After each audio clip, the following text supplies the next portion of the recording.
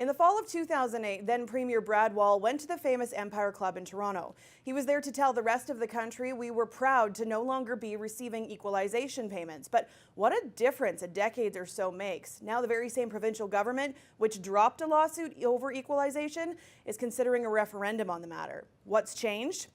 Well, for a look back at this week in Saskatchewan politics, I'm joined by the CBC's Adam Hunter. Hi, Adam. Hi, Sam.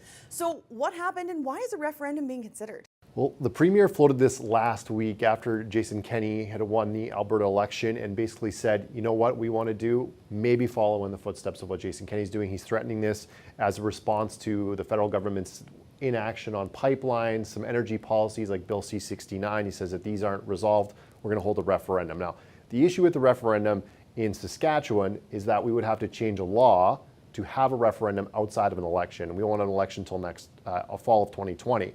So if we wanted to have a referendum, let's say tomorrow, we would have to wait a few months, probably 8 months as elections in Saskatchewan. It's going to cost probably $4 million at last estimate. That was about 2 years ago they made that estimate. So it's going to cost money. It probably won't happen for a number of months. We'd have to change a law. So no referendum overnight. And once there would be a referendum, there's nothing in law saying that the federal government has to actually do what the referendum's saying. So if Saskatchewan says we want to change the legalization formula, we voted on a referendum in favor of it, federal government isn't legally obligated to say, okay, we're going to change the formula. So a lot of questions still need to be answered about that, if there is a referendum, how it's going to work, and when it will be. And what would it achieve?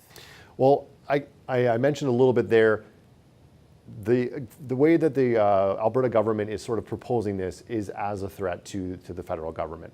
Now, if they were to go through with the referendum, and Saskatchewan was or not, there's nothing legally binding the federal government from saying we're going to redo the formula.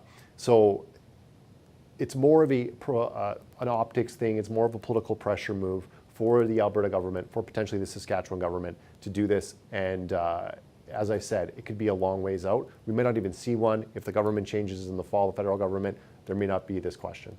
Canola is a big hot topic thanks to China. What is Saskatchewan asking for from the federal government? Saskatchewan's asking for some relief for farmers who are affected by this. They want to up the cash advance to a cap of about $1 million and to have some interest rate relief for farmers on that money. It's in response to the blockade by China over canola.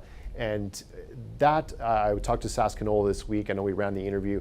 They're saying that it's not going to affect seeding as much because farmers have already decided what they're going to seed in the fall, but they still have some canola in the bin from last year. It's going to be hard to sell that. And if they are seeding canola this year, that could be stuck in the bin. There's going to be repercussions there, lost money. So the federal government hasn't done that yet. They haven't taken the Saskatchewan government up on that proposal. We'll see if that goes.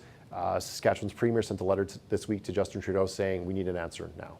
Never a dull moment in Saskatchewan. No, not even on a week off. Adam Hunter covers politics here for us at CBC Saskatchewan. Thanks, Adam. Thanks, Sam.